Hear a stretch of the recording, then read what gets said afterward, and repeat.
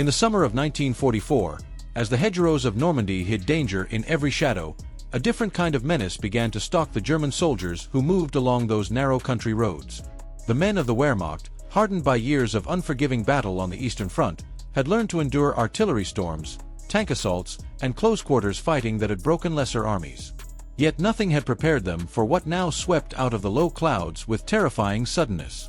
The skies, which on overcast mornings usually offered a small measure of safety, betrayed them that day as the roar of engines surged through the mist. In an instant, the P-47 Thunderbolts descended, their machine guns tearing open the earth and everything on it. Soldiers dived into ditches with a desperation born not of courage, but of raw instinct, praying they would live long enough to stand up again. The chaos was unlike anything they had endured before. Survivors described the experience as a waking nightmare, a sensory assault so sudden and overwhelming that even veterans of Kursk struggled to describe it without trembling. That these feared aircraft were once mocked seemed almost impossible. When German pilots had first encountered the Thunderbolt a year earlier at high altitude, they radioed jokes to one another about the new American flying barrels entering the fray. Compared to the sleek Bf-109S and the deadly FW-190S, the P-47 looked slow and ungainly, a behemoth of steel and rivets that appeared better suited to hauling cargo than engaging in dogfights. It was nearly twice as heavy as any other single-engine fighter in the sky, and its shape seemed to defy every graceful principle of aerodynamics. American pilots themselves questioned the wisdom of climbing into something so massive and unproven. Early performance only reinforced these doubts, as the Thunderbolt failed to turn with its German adversaries and struggled to match their climb. But beneath its bulky frame lay a truth that its Georgian-born designer, Alexander Kartveli, had understood from the beginning. He was not creating a ballet dancer.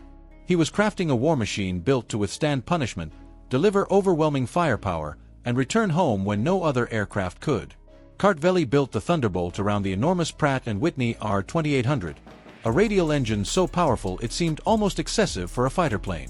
But this power plant, combined with a sophisticated turbo supercharger system tucked into the fuselage, allowed the P-47 to thrive where other aircraft faltered. At high altitudes, where American bombers needed escorts, the Jug roared to life with unmatched stability and fierce acceleration. 8.50 caliber Browning machine guns mounted in its wings transformed it into a flying fortress of its own, capable of unleashing a storm of bullets that could tear apart a fighter or leave a convoy below in ruins. The aircraft was a contradiction in every sense. It was mocked for its size but celebrated for its toughness, doubted for its agility but feared for its destructive capability. When the XP-47B prototype first took to the air in 1941, even the emergency landing that ended the flight could not overshadow the realization that this brute of an aircraft had unlocked something extraordinary. Still, early Thunderbolt squadrons struggled until commanders like Hubert Zemke began to rethink how the aircraft should be used. Rather than relying on tight turns or elegant maneuvers, pilots learned to exploit the Jug's incredible durability and devastating dive speed. They stayed high, struck fast, and climbed away before German fighters could react. It was a strategy that played to every strength the aircraft possessed. Slowly, the tide shifted. The Thunderbolt proved it could survive engagements that would have destroyed other fighters, and pilots gained confidence as victories accumulated. Yet the moment that truly cemented the legend of the P-47 came on a day when one young pilot seemed to defy the laws of physics themselves. Robert Johnson, the farm boy from Oklahoma who could barely pass gunnery school, found his P-47 torn apart by cannon fire and engulfed in smoke as a German ace circled to finish him off. His controls were failing. His canopy was jammed.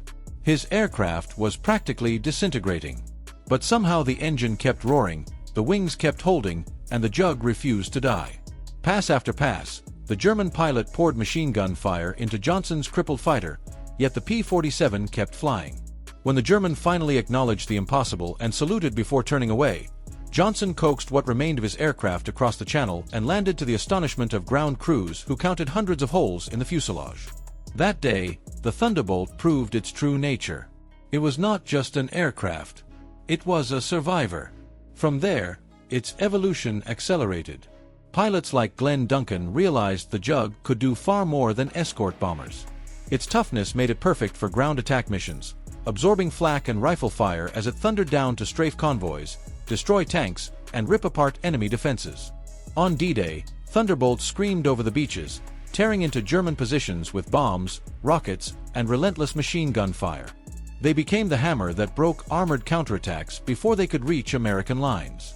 They were the angels of death feared by German soldiers and the guardian angels loved by the infantry they defended. By the time Allied forces pushed into France, the Luftwaffe was a shadow of its former self, and German troops came to dread the sound of engines overhead. J-bows, they called them. Death from above.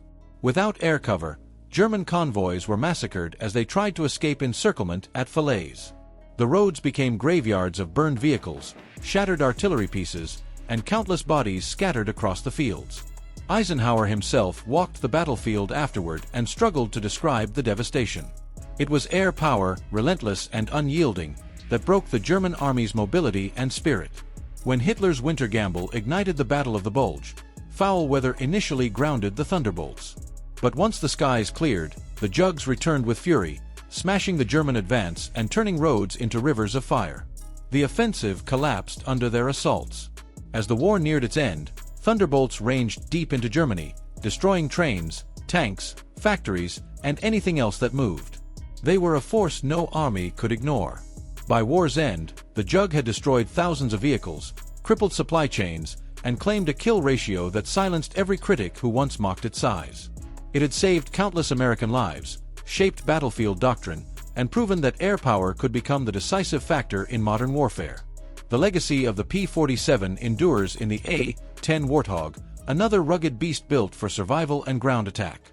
The roar of its engines echoes the past, a reminder of the aircraft that once descended from the Norman clouds and changed the fate of a continent. And in museums, in air shows, in the memories of the men who flew them and the soldiers who survived because of them, the legend of the Thunderbolt lives on. It stands as proof of what courage, engineering brilliance, and sheer willpower can achieve under the most desperate conditions. If this powerful story of bravery and innovation moved you, take a moment to like the video so more people can discover the untold truths of our shared past. Make sure to subscribe for more dramatic journeys into history, and let us know in the comments where you're watching from and what part of this story struck you the most.